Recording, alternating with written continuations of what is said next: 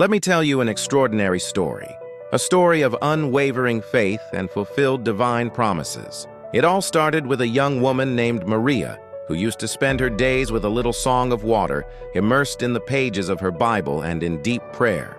In one of those moments of spiritual connection, God revealed something amazing to him. He would have 4 sons, all of them devoted to his service.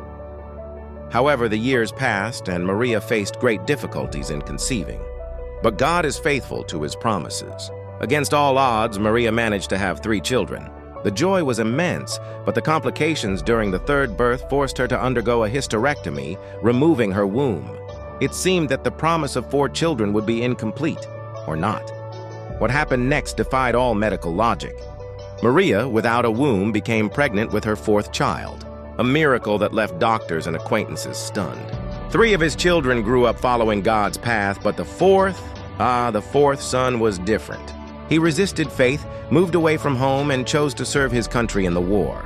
One day, the most feared news came to his door. His 4th son had died in combat. The body would be sent home. But Maria, remembering that divine promise from so many years ago, refused to accept that the story would end like this. In front of her son's drawer, surrounded by the whole town, Maria began to cry out to God, reminding him of his promise.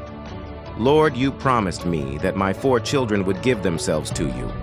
And then, to the amazement of all those present, the unthinkable happened. His son came back to life, and not only that, but he gave his life to God. This story reminds us that for God there is nothing impossible. When he makes a promise, he keeps it, no matter how unlikely it seems. Mary lived it in her own flesh. 4 children, a pregnancy without a womb, a resurrection.